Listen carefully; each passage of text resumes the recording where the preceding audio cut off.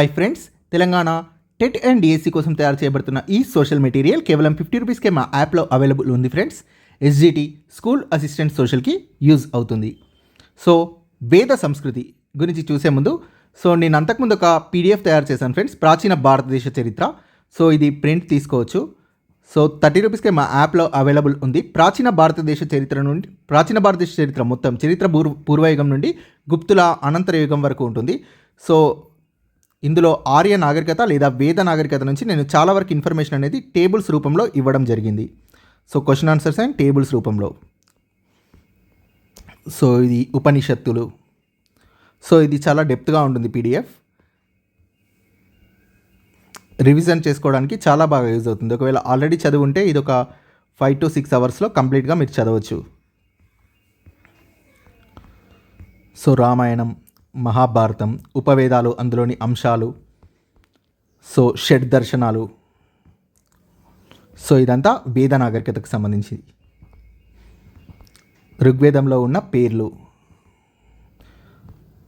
So and ఇందులో దశరాజ యుద్ధం గురించి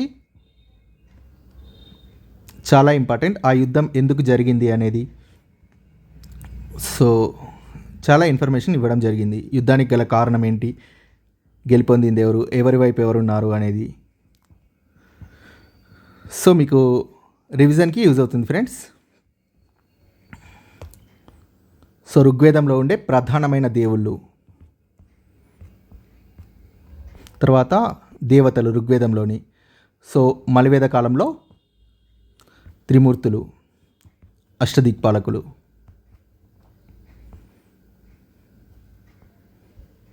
సో శాంపుల్ పీడిఎఫ్ ఉంది ఫ్రెండ్స్. మౌర్య సామ్రాజ్యం శాంపుల్ పీడిఎఫ్ పెట్టాను, చూడొచ్చు. సో లేదు అంటే ఈ వీడియో మొత్తం 7 అవర్స్ ఉంది ఫ్రెండ్స్, 7 లేదా 9 అవర్స్ వీడియో. సో చూడండి ఫ్రెండ్స్. సో క్లాస్లోకి వెళ్దాం. సో వేద సంస్కృతి భారతదేశం చరిత్రలో వైదిక యుగం ఒక గొప్ప మైలురాయి. క్రీస్తు పూర్వం 1500 నుండి క్రీస్తు పూర్వం 600 మధ్య వేద సంస్కృతి విలసిల్లినట్లు అంచనా. అయితే క్రీస్తు పూర్వం 1500 నుండి 1000 మధ్య తొలి వేదకాలం, మలివేదకాలం అంటే క్రీస్తు పూర్వం 1000 నుంచి 600 మధ్యకాలం, క్రీస్తు పూర్వం 600 మధ్యకాలం. ఆర్యులు భారతదేశానికి రావడంతోనే వేదకాలం ప్రారంభమైంది. వేదకాలం లేదా వైదిక కాలం. ఈ కాలంలో 4 వేదాలు రచించబడడం వల్ల ఏర్పడ్డ పేరు వేదకాలం లేదా వైదిక కాలం. వేదాలు 4: ఋగ్వేదం, యజుర్వేదం, సామవేదం మరియు అథర్వణ వేదం. వేదాలు హిందూ మతానికి పునాది. ఇది ఎడిట్ చేస్తాను, మిస్టేక్ పడింది. వేదాలు హిందూ మతానికి పునాది. ఇతిహాసాలు రామాయణం, మహాభారతంలను ఇతిహాసాలు అంటారు. రామాయణం, మహాభారతం రచించబడిన కాలం మలివేద కాలం. సో ఇతిహాసాలు రచించబడ్డ కాలం మలివేద కాలం. ఆర్యులు, ఆర్య అనే పదం నుండి ఉద్భవించింది. ఆర్యులు అనే పదం ఆర్య అనే సంస్కృత పదం నుండి ఉద్భవించింది. ఆర్య అనేది సంస్కృత పదం. ఆర్య అనే పదానికి అర్థం గొప్పవారు. ఆర్య తెగ. క్రీస్తు శకం 19వ శతాబ్దంలో ఆర్యులు ఒక తెగగా గుర్తించబడ్డారు. అయితే ఇటీవలి కాలంలో వీరిని ఇండో యూరోపియన్ భాషలకు చెందిన ఒక భాషా వర్గంగా ఆర్యుల్ని పేర్కొంటున్నారు. సంస్కృతం, లాటిన్, గ్రీకు భాషలు ఇండో యూరోపియన్ భాషల నుండి ఏర్పడ్డాయి. మాతృ, పితృ మరియు మటర్, పటర్ ఇవి దగ్గరగా ఉన్న సంస్కృత మరియు లాటిన్ పదాలు. సో ఈ మాతృ, పితృ అనేవి సంస్కృత పదాలు, మటర్, పటర్ అనేవి లాటిన్ పదాలు. సో ఇవి రెండు కూడా దగ్గరగా ఉన్న సంస్కృత మరియు లాటిన్ పదాలు. ఒకే మాదిరి శబ్దాలు ఉన్న పదాలు. హిటైట్ భాషలోని ఇంద్ర మరియు వేదాల్లోని ఇంద్ర అనే శబ్దం ఒకే మాదిరి శబ్దం ఉన్న పదాలు. హిటైట్ భాషలోని ఇంద్ర మరియు వేదాల్లోని ఇంద్ర అనే శబ్దం. సూర్య, మరుట్టాస్ ఈ 2 పదాలు కసైట్ లేదా మెసపటోమియా శాసనాల్లోని పదాలు. ఇవి వేదకాలంలోని సూర్య, మారుట్లకు సమానం. సూర్య, మరుట్టాస్ అనే మెసపటోమియా శాసనాల్లోని పదాలు వేదకాలంలోని సూర్య మారుట్లకు సమానంగా ఉన్నాయి. మ్యాక్స్ ముల్లర్ ఆర్యులు మధ్య ఆసియా నుండి వచ్చారని పేర్కొన్నాడు. తిలక్ ఆర్యులు ఆర్కిటిక్ ప్రాంతం నుండి వచ్చారని తెలిపాడు. స్వామి దయానంద సరస్వతి ఆర్యుల జన్మస్థలం టిబెట్ అని తెలియజేశాడు. వాస్తవంగా ఆర్యులు మధ్య ఆసియాలోని దక్షిణ రష్యాలో గల గడ్డి మైదానాల్లో జీవనం సాగించేవారు. ఇండో ఆరియన్ దక్షిణ రష్యా నుండి ఉత్తర పశ్చిమ భారతదేశానికి వలస వచ్చి ఇండో ఆరియన్లుగా పిలువబడ్డారు ఆర్యులు. పురావస్తు ఆధారాలు ఆర్యులు దక్షిణ సైబీరియాలోని ఆండ్రనోవా సంస్కృతి ప్రాంతం నుండి వలస వచ్చినట్లు వెల్లడిస్తున్నాయి. ఆండ్రనోవా సంస్కృతి క్రీస్తుపూర్వం 2వ సహస్రాబ్దిలో విలసిల్లిన సంస్కృతి ఆండ్రనోవా సంస్కృతి. ఇక్కడి నుండి ఆర్యులు హిందూకుష్ ఉత్తర ప్రాంతాలకు చేరి అక్కడి నుండి భారతదేశంలోకి ప్రవేశించారు. క్రీస్తుపూర్వం 1900 నుండి 1500 మధ్యకాలంలో గుర్రాలు, చక్రాలు, నిప్పు, అంత్యక్రియలు వంటి ఆర్యుల జీవనంలోని ప్రధాన అంశాలు ఆధారాలుగా లభించాయి. వస్తువుల తయారీ, కుమ్మరి పని వంటివి ప్రజలు మధ్య ఆసియా నుండి దక్షిణ ఆసియా ప్రాంతానికి వలస రావడాన్ని సూచిస్తున్నాయి. అయినా కూడా కొందరు చరిత్రకారులు ఆర్యులు భారతీయులేనని, విదేశాల నుండి వలస రాలేదని వాదిస్తున్నారు. ఆర్యుల భాష ఉత్తర పశ్చిమ భారతదేశంలో అధిక ప్రాధాన్యత సంతరించుకుంది. సో ఆర్యుల భాషలో రచించిన ప్రధాన గ్రంథాలే వేదాలు. వైదిక సాహిత్యం వేదాలు. వేద ఇది బిద్ నుండి ఆవిర్భవించిన పదం. బిద్ అంటే అర్థం, జ్ఞానం. వేదం అంటే అర్థం, గొప్ప జ్ఞానం. సో వేదాలు 4 ఇందాక టేబుల్లో చూసాం. ఋగ్వేదం, యజుర్వేదం, సామవేదం, అథర్వణ వేదం. ఋగ్వేదం అన్నింటికంటే ప్రాచీన వేదం. ఋగ్వేదంలో 1028 మంత్రాలు ఉన్నాయి. ఈ మంత్రాలన్నీ కూడా వివిధ దేవతల్ని స్తుతిస్తున్న మంత్రాలు. యజుర్వేదం యజ్ఞ యాగాల క్రతువుల్లో ఉచ్చరించే మంత్రాలు ఉన్న వేదం యజుర్వేదం. యజ్ఞయాగాల క్రతువుల్లో ఉచ్చరించే మంత్రాలు కలిగిన వేదం. సామవేదం భారతీయ సంగీతానికి మూలం. సామవేదం. అథర్వణ వేదం మంత్రతంత్రాలు ఉన్నాయి అథర్వణ వేదంలో. ఆ కాలంలో ప్రధాన రచనలు వేదాలు, బ్రాహ్మణాలు, అరణ్యకాలు మరియు ఉపనిషత్తులు. బ్రాహ్మణాలు వేదాల్లోని మంత్రాల్ని సంప్రదాయబద్ధంగా వివరించేవి బ్రాహ్మణాలు. ఇవన్నీ వచనంలో రచింపబడి పూజా పద్ధతిలో ఉన్నాయి. అరణ్యకాలు కర్మకాండలు, తత్వజ్ఞానం, కర్మత్యాగాలు వంటి వాటిని వివరిస్తాయి. ఉపనిషత్తులు ఆత్మ, అంతరాత్మ, ప్రపంచ ఆవిర్భావం, తాత్విక విషయాల్ని చర్చిస్తాయి. వేదాలకు అనుబంధాలు బ్రాహ్మణాలు, అరణ్యకాలు మరియు ఉపనిషత్తులు. వేదాంగాలు 6: శిక్ష, కల్ప, వ్యాకరణ, నిరుక్త, ఛందస్ మరియు జ్యోతిష్య. సో 6 వేదాంగాలు. శిక్ష అనేది ఉచ్చారణను వివరిస్తుంది. కల్ప కర్మకాండలకి సంబంధించినది. వ్యాకరణంకు సంబంధించినది. నిరుక్త శబ్దాల గురించి వివరిస్తుంది. ఛందస్సుని గురించి వివరిస్తుంది. జ్యోతిష శాస్త్రంని గురించి వివరిస్తుంది. సో వ్యాకరణ ఈజీ, ఛందస్ ఈజీ, జ్యోతిష్యం ఈజీ. సో శిక్ష అనేది ఉచ్చారణను వివరిస్తుంది. కల్ప కర్మకాండల్ని వివరిస్తుంది. నిరుక్త శబ్దాల గురించి వివరిస్తుంది. ఈ 3 గుర్తుపెట్టుకోండి. సో ఈ 6 కల్ప అనేది 6 వేదాంగాల్లో కల్ప అనేది చాలా ముఖ్యమైనది. కల్ప అనేది 6 వేదాంగాల్లో ప్రధానమైనది. ప్రధాన సూత్రాలు 3 కల్పలో ఉంటాయి. కల్పలో ఉండే ప్రధాన సూత్రాలు 3. 1 శ్రౌత సూత్రం, ఇది ధర్మాల్ని వివరిస్తుంది. గృహ సూత్రం గృహస్థు ధర్మాల్ని వివరిస్తుంది. ధర్మసూత్రం వివిధ వర్గాలు వివిధ సమయాల్లో అనుసరించాల్సిన ధర్మాల్ని వివరిస్తుంది.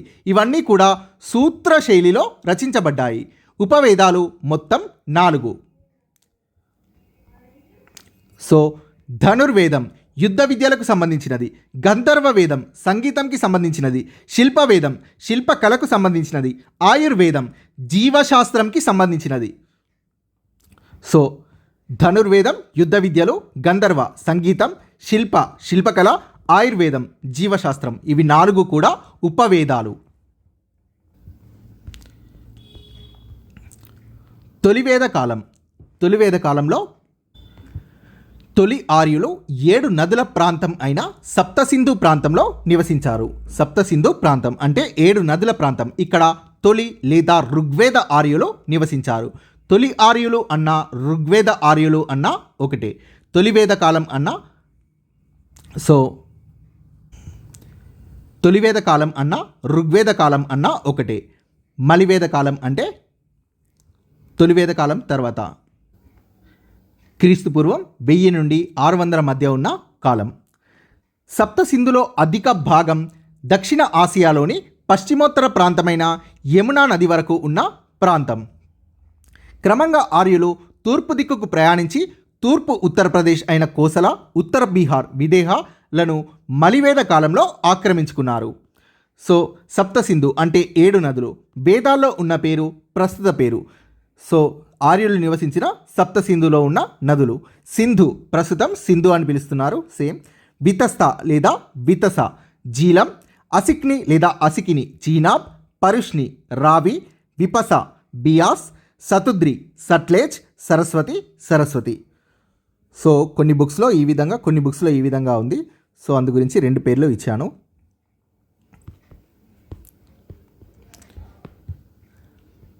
10 మంది రాజుల యుద్ధం లేదా దశరాజ గణ యుద్ధం. ఇది చాలా చాలా ఇంపార్టెంట్. ఆర్యులు 2 రకాలైన యుద్ధాల్లో మునిగిపోయారు. వారు అప్పటికే అక్కడ స్థిరపడ్డ దాస లేదా దస్యులు అనే స్థానికులతోనూ అలానే తమలో తాము కూడా యుద్ధాలు చేసుకున్నారు. దాస దస్యులు అంటే స్థానికులు. ఆర్యులు దాస దస్యులతో పాటు తమలో తాము కలహించుకున్నారు. భరతలు, త్రిత్సులు, భరత తెగ మరియు త్రిత్స తెగ వీరు ఆర్య పాలకులు.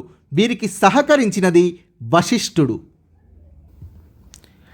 భరత వర్షం ఈ పేరు భరత తెగ వల్ల ఏర్పడినట్లు తొలిసారిగా ఋగ్వేదంలో చెప్పబడింది. భరత పాలక వర్గం ఈ వర్గాన్ని ప్రధానంగా 10 మంది రాజులు వ్యతిరేకించారు. ఈ 10 మంది రాజుల్లో 5 ఆర్యులు కాగా 5 అనార్యులు అంటే ఆర్యులు కానివారు. ఈ సందర్భంగా జరిగిన యుద్ధం 10 మంది రాజుల యుద్ధం లేదా దశరాజ యుద్ధం. యుద్ధం జరిగిన ప్రదేశం పరుష్ని లేదా రావి నదీ తీరంలో ఈ యుద్ధం జరిగింది. ఈ యుద్ధంలో విజయం సాధించినది సుదాసు అనే భరతరాజు.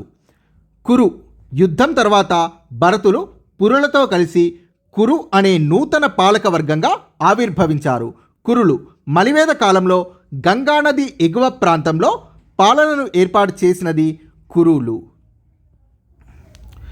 మలివేద కాలంలో ఆర్యులు. మలివేద కాలంలో ఆర్యులు తూర్పుకి విస్తరించారు. శతపథ బ్రాహ్మణం. ఆర్యులు తూర్పు గంగా మైదానానికి విస్తరించడం గురించి పేర్కొన్న గ్రంథం శతపథ బ్రాహ్మణం. మలివేద సాహిత్యం అంటే మలివేదంలో రచించబడ్డ గ్రంథాలు, మలివేద కాలంలో రచించబడ్డ గ్రంథాలు అనేక తెగలు, రాజ్యాల గురించి ప్రస్తావించాయి. మలివేద సాహిత్యంలో అనేక తెగలు, రాజ్యాలు ప్రస్తావించబడ్డాయి. పురాణ కాలం.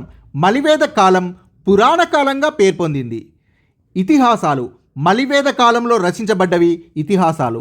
రామాయణ, మహాభారతాలు అనే ఇతిహాసాలు మలివేద కాలంలో రచించబడ్డాయి. మలివేద కాలంలో ప్రధాన అంశం విశాలమైన రాజ్యాలు ఆవిర్భవించడం. ప్రారంభంలో విలసిల్లిన రాజ్యాలు కురు మరియు పాంచాల. హస్తినాపురం కురు పాంచాల యొక్క రాజధాని. మహాభారతంలోని ప్రధాన అంశం కురు వంశంలో జరిగిన యుద్ధం. క్రీస్తుపూర్వం 950 సంవత్సర ప్రాంతంలో మహాభారత యుద్ధం జరిగింది. కురు వంశానికి చెందిన కౌరవులు మరియు పాండవుల మధ్య జరిగిన యుద్ధం మహాభారత యుద్ధం. మహాభారత యుద్ధ ఫలితం కురువంశం తుడిచిపెట్టుకొని పోవడం. కోసల, కాశీ, విదేహ రాజ్యాలు. కురు, పాంచాల రాజ్యాల పతనం తర్వాత ప్రాముఖ్యంలోకి వచ్చినవి కోసల, కాశీ, విదేహ రాజ్యాలు. అజాతశత్రువు కాశీ రాజుల్లో ప్రసిద్ధమైన వాడు. మిథిల విదేహరాజ్య రాజధాని. జనకుడు విదేహ రాజు. యజ్ఞవల్క్యుడు జనకుడి ఆస్థానంలో ఉండేవాడు. మగధ, అంగ, వంగ రాజ్యాలు తూర్పు ప్రాంతంలోని తెగల రాజ్యాలు. ఆర్యవర్తం అంటే ఉత్తర భారతదేశం. మధ్యదేశ అంటే మధ్య భారతదేశం. దక్షిణాపథం అంటే దక్షిణ భారతదేశం. పై 3 భాగాలు భారతదేశంలో ఉన్నట్లు తర్వాత లభించిన ఆధారాల ద్వారా తెలుస్తుంది. ఆర్యవర్తం, మధ్యదేశ మరియు దక్షిణాపథం.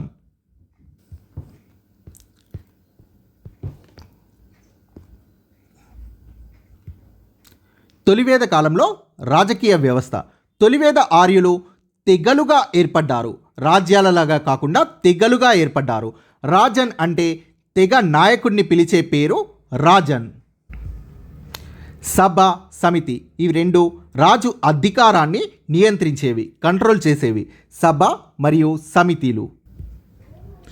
సభ మరియు సమితి ఈ రెండు సభలు ప్రజాపాలనా బాధ్యతను స్వీకరించాయి. రాజన్ అధికారం సభల అనుమతి లేకుండా స్వీకరించే వీల్లేదు. ఏఎల్ భాషం ఏమని పేర్కొన్నాడంటే సభలోని సభ్యులు తెగలోని ఉన్నత వర్గాల వారు, సమితిలోని సభ్యులు సామాన్య ప్రజలు. సభలో తెగలోని ఉన్నత వర్గాల సభ్యులుగా ఉండేవారు, సమితిలో సామాన్య ప్రజలు సభ్యులుగా ఉండేవారు.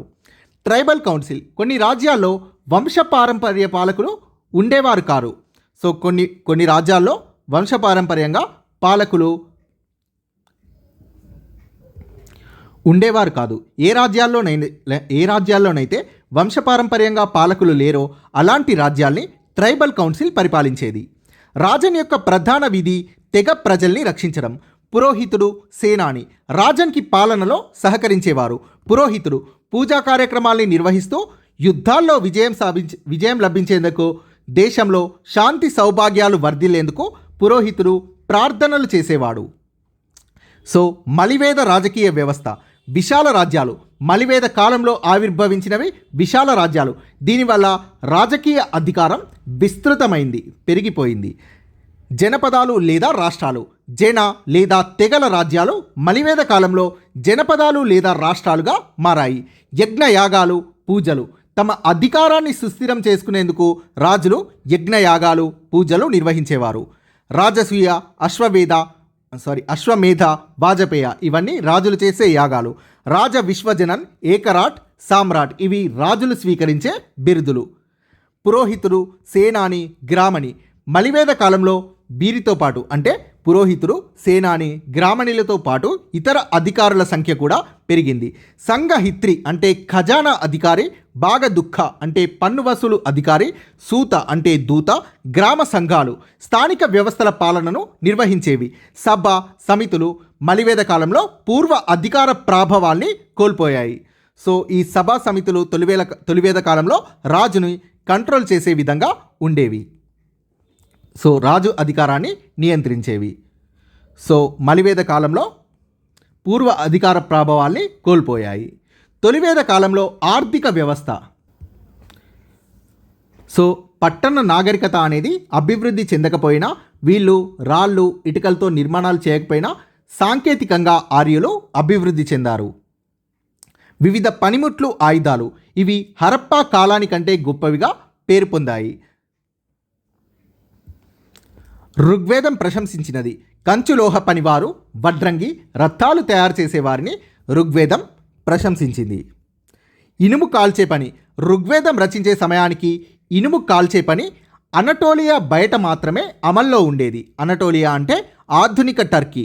ఋగ్వేదం రచించే సమయానికి ఇనుము కాల్చే పని అనేది అనటోలియా బయట మాత్రమే అమల్లో ఉండేది. హిటైట్ రాజులు. ఇనుము కాల్చే పనిని వీరు రహస్యంగా ఉంచారు.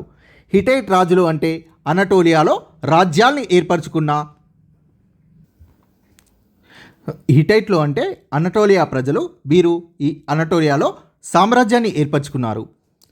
క్రీస్తుపూర్వం 2వ సహస్రాబ్ది చివరి కాలంలో ఇనుము గురించి నాగరిక ప్రపంచానికి తెలిసింది. ఈ సమయానికంటే కొంత ముందు భారతదేశానికి తెలిసింది. ఆర్యుల ఆర్థిక వ్యవస్థ వ్యవసాయం, పశువుల పాలనతో కూడిన సంయుక్త వ్యవస్థ. ఆర్థిక వ్యవస్థలో ప్రధాన పాత్ర పోషించినది పశువులు. సో మనం చూస్తున్నది తొలివేద కాలంలో ఆర్థిక వ్యవస్థ గురించి. ఆవుల అన్వేషణ. ఆవులు అంటే తొలివేద కాలం. ఆవుల అన్వేషణ ఋగ్వేదం యుద్ధాన్ని పేర్కొన్న పేరు. పశువులు వ్యాపారంలో మారకంగా కూడా ఉపయోగించారు. మనిషి విలువ 100 గోవుల విలువతో సమానం. గుర్రాలు ఆర్యుల జీవన విధానంలో ప్రధాన పాత్ర పోషించాయి. ఋగ్వేదంలోని తొలి భాగం భూమిని దున్నడం గురించి పేర్కొనబడింది. నిష్క అనేది ఋగ్వేద కాలంలోని నాణెం. మలివేద కాలంలో ఆర్థిక వ్యవస్థ. ఇనుము వాడకం. ఇనుము మలివేద కాలంలో వాడుకలోకి వచ్చింది. విస్తృత భూభాగాల్ని వ్యవసాయంలోకి తెచ్చేందుకు అవకాశాన్ని కల్పించింది. సో ఇనుము వాడుకలోకి రావడం వల్ల అడవుల్ని ఛేదించి విస్తృత భూభాగాల్ని వ్యవసాయంలోకి తెచ్చేందుకు అవకాశాన్ని కల్పించింది. అభివృద్ధి చెందిన పనిముట్లు వ్యవసాయంలో ఉపయోగించబడ్డాయి. సో ఇక్కడ ఒక పాయింట్ మిస్ అయింది ఫ్రెండ్స్. మలివేద కాలంలో ఆర్యుల ప్రధాన వృత్తి వ్యవసాయం. నేను యాడ్ చేస్తాను. వరి, గోధుమ, బార్లీతో పాటు ఆర్యులు పండించిన పంటలు వరి, గోధుమ. వీరు ఎరువుల వాడకాన్ని నేర్చుకున్నారు. పరిశ్రమలు పారిశ్రామికంగా మలివేద కాలంలో అభివృద్ధి జరిగింది. లోహ పని, చర్మ పని, వడ్రంగి, కుండల తయారీ వంటి పరిశ్రమలు వృద్ధి చెందాయి. విదేశీ వ్యాపారం దేశీయ వ్యాపారంతో పాటు అభివృద్ధి చెందింది. బాబిలోన్, వీరు బాబిలోన్తో సముద్ర వ్యాపారం చేశారు. వర్తకులు ఇక్కడ వంశపారంపర్యంగా ఉండేవారు. తండ్రి, కొడుకు ఇలా. శతమాన అంటే బంగారు నాణెం, కర్షాపణం అంటే వెండి నాణెం. ఋగ్వేద కాలంలోని నిష్కా అనే నాణెంతో పాటుగా మలివేద కాలంలో వాడుకలోకి వచ్చిన నాణేలు శతమాన అనే బంగారు నాణెం, కర్షాపణం అనే వెండి నాణెం. తొలివేద కాలంలో సమాజం, పితృస్వామ్య వ్యవస్థ. వేదకాలం నాటి సమాజంలో అమల్లో ఉండేది పితృస్వామ్య వ్యవస్థ. గృహపతి అంటే కుటుంబ పెద్ద. ఏకపత్ని వ్రతం అంటే సమాజంలో అమల్లో ఉండేది ఏకపత్ని వ్రతం. తొలివేద కాలంలో ఏకపత్ని వ్రతం అమల్లో ఉండేది. సో ఒకరినే వివాహం చేసుకోవడం. బహుభార్యత్వం ఉన్నత వర్గాల్లో మాత్రమే ఉండేది. బహుభార్యత్వం అనేది ఒకరికంటే ఎక్కువ మంది భార్యల్ని ఉన్నత వర్గాల వారు కలిగి ఉండేవారు. సో మనం చూస్తుంది తొలివేద కాలంలో సమాజం. పత్ని అంటే భార్య. ఏకపత్ని వ్రతం అంటే ఒకే భార్యని వివాహం చేసుకోవడం సమాజంలో అమల్లో ఉండేది. బహుభార్యత్వం అనేది ఉన్నత వర్గాల్లో ఉండేది. ఋగ్వేద కాలంలో స్త్రీలు పురుషుడితో సమానంగా ఆధ్యాత్మిక జ్ఞాన సముపార్జన పొందే అవకాశం ఇవ్వబడింది. ఋగ్వేద కాలంలో సభ సమితిల్లో వీరికి సభ్యత్వం ఉండేది. ఋగ్వేద కాలంలో స్త్రీలు గౌరవాన్ని పొందేవారు. ఋగ్వేద కాలంలో కవయిత్రులు అపాల, విశ్వవర, ఘోష, లోపాముద్ర వీరందరూ ఋగ్వేద కాలంలోని కవయిత్రులు. బాల్య వివాహాలు, సతీ సహగమనం అనేవి ఋగ్వేద కాలంలో అమల్లో లేవు. దుస్తులు స్త్రీ పురుషులిద్దరూ నూలు, ఉన్ని దుస్తుల్ని ధరించేవారు. ప్రధాన ఆహారం గోధుమ, బార్లీ, పాలు, పాల ఉత్పత్తులు, కూరగాయలు, పండ్లు. ఆవుని అత్యంత పవిత్రంగా భావించేవారు. ఆవు మాంసం భుజించడం నిషేధం. ప్రజల వినోదాలు రథాల పోటీ, గుర్రపు స్వారీ, పాచికలు, సంగీతం మరియు నాట్యం. మలివేద సామాజిక వ్యవస్థ.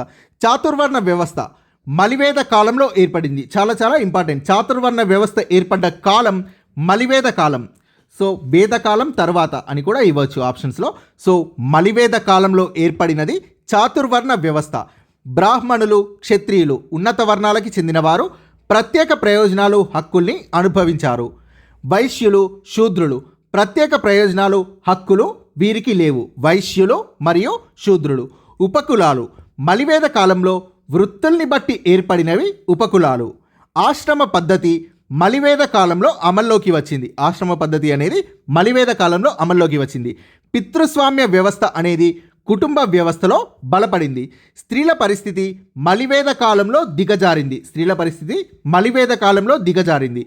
పురుషుడి కంటే తక్కువగా, పురుషుడికి సేవకులుగా స్త్రీలను మలివేద కాలంలో భావించారు. ప్రజాసభల్లో సభ్యులుగా ఉండే అర్హతను స్త్రీలు కోల్పోయినది మలివేద కాలంలో. బాల్య వివాహాలు సర్వసాధారణం అయ్యాయి. సో మనం ఇక్కడ తొలివేద కాలంలో చూసుకుంటే బాల్య వివాహాలు, సతీ సహగమనం అనేవి ఋగ్వేద కాలంలో అమల్లో లేవు.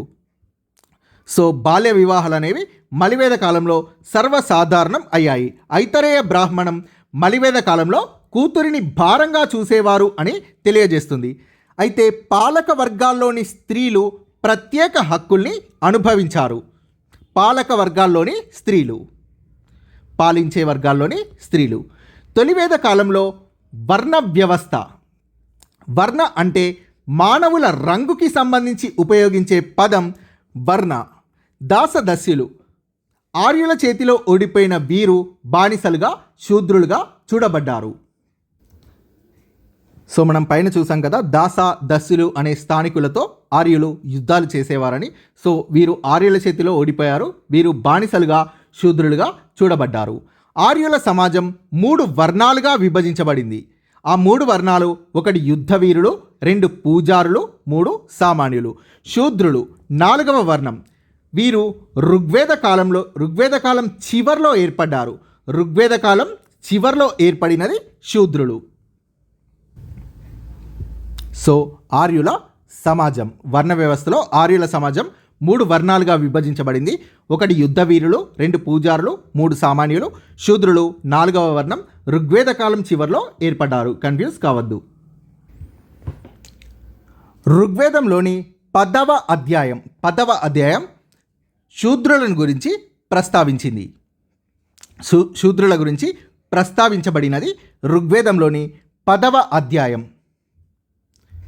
వృత్తి విభజన. ఋగ్వేద కాలంలో వృత్తుల్ని బట్టి విభజన ప్రారంభమైంది, కానీ ఇది అంత బలంగా లేదు. వృత్తుల్ని బట్టి విభజన అనేది అంత బలంగా లేదు.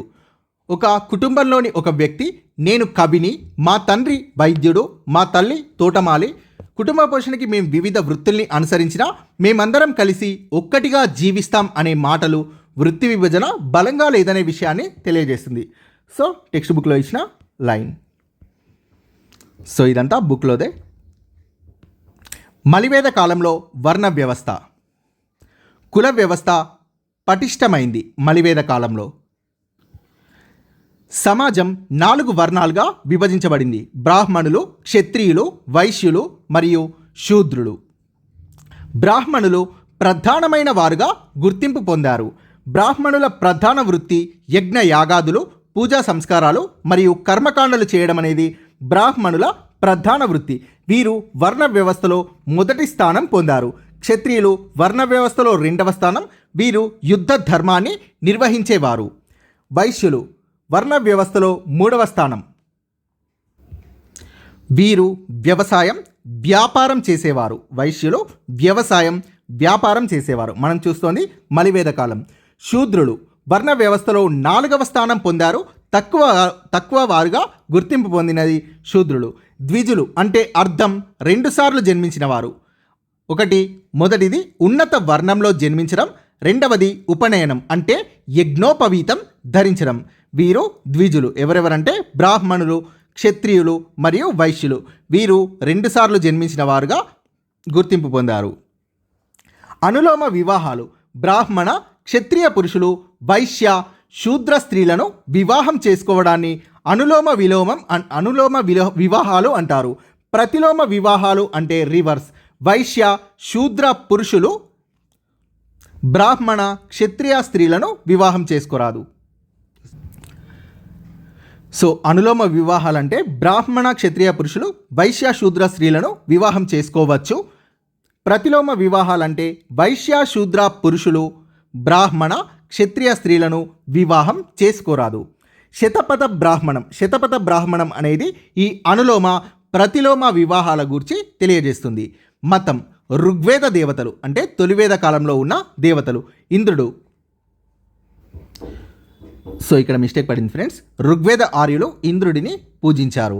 యుద్ధ దేవత, వాతావరణ దేవత ఇంద్రుడు. మారుడ్స్, ఇంద్రుడికి సహాయకుడిగా మారుడ్స్ని పూజించారు.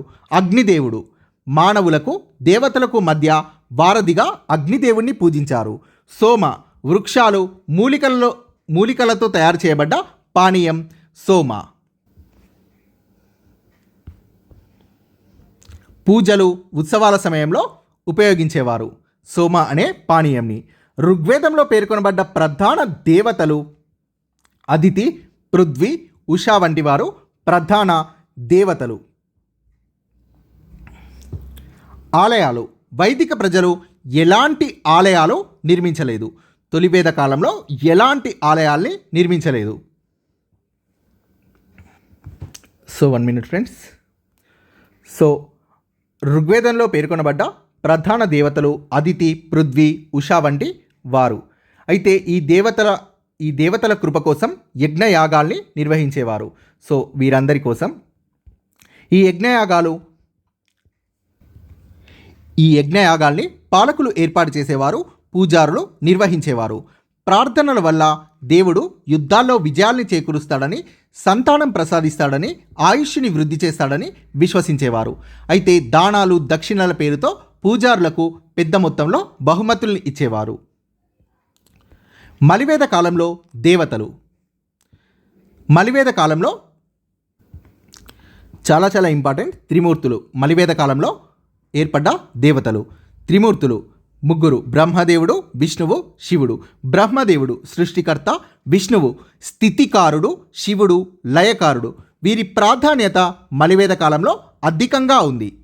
ఇంద్రుడు, అగ్ని వంటి ఋగ్వేద దేవతలు తొలి వేదకాలం నాటి దేవతలు. వీరి ప్రాధాన్యత మలివేద కాలంలో తగ్గిపోయింది.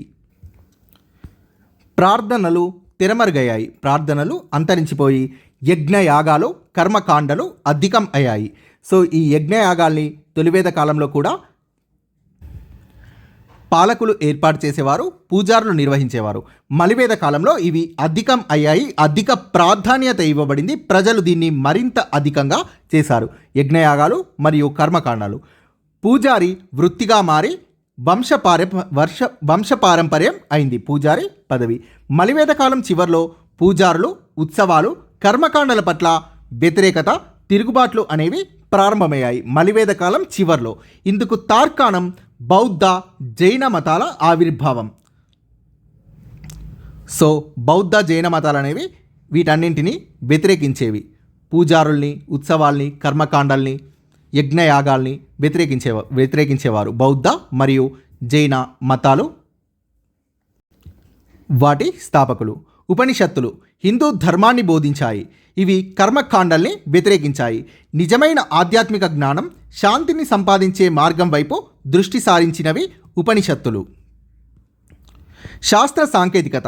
గణిత, ఖగోళ శాస్త్రం, వైద్య రంగాలనేవి గణనీయమైన ప్రగతిని సాధించాయి. గణిత లేదా గణన అనేది వేద సాహిత్యంలో విపరీతంగా ఉపయోగించబడిన పదం. జ్యామితులు. యజ్ఞవాటికల నిర్మాణంలో ఆచరణాత్మక జ్యామితుల్ని ఉపయోగించారు. ఇవి వివిధ రకాల కోణాల్ని తెలియజేస్తున్నాయి. జ్యామితీయ నిర్మాణాలు. శల్వసూత్రాలు, శతపథ బ్రాహ్మణంలో జ్యామితీయ నిర్మాణాలు ఉన్నాయి. యజ్ఞవాటిక. గణితం ద్వారా ఖచ్చితమైన కొలతలు, పరిమాణంలో యజ్ఞవాటికను తయారు చేశారు. భారీ సంఖ్యల ప్రస్తావన వేద సాహిత్యంలో ఉంది. యజుర్వేదం, చాందోగ్యోపనిషత్తులో ప్రత్యేకంగా భారీ సంఖ్యల గురించి ఉంది. దశాంశమానాలు, సంఖ్యా వ్యవస్థలు ఈ కాలంలో అభివృద్ధి చెందాయి. ఖగోళ శాస్త్రం, జ్యోతిష్యం లేదా వేదాంగం అనే పేరుతో అభివృద్ధి చెందింది. యజ్ఞ యాగాదుల నిర్వహణకు మంచి సమయాన్ని సూచించే దానిలో భాగంగా అభివృద్ధి చెందిన శాస్త్రం ఖగోళ శాస్త్రం. ఖగోళ శాస్త్రం వివరించే విషయాలు చాంద్ర సౌరమానాలు, ఋతువులు, కాలానికి సంబంధించిన వివిధ కోణాలు, గ్రహణాలు, యుగాల విభజన, కాల నిర్ణయం. ఆర్యభట్ట, వరాహమిహిర భారతీయ ఖగోళ శాస్త్రవేత్తలు. ఆర్యభట్ట, వరాహమిహిర. తదనంతర కాలంలో ఈ శాస్త్రాన్ని వీరు మరింతగా అభివృద్ధి పరిచారు. ఆయుర్వేదం. వైద్య రంగంలో ఆయుర్వేదాన్ని ప్రపంచానికి పరిచయం చేసినది భారతీయులు. అథర్వణ వేదం ప్రత్యేకంగా ఆయుర్వేదం గురించి ప్రస్తావిస్తోంది. Thank you friends. Please subscribe this channel.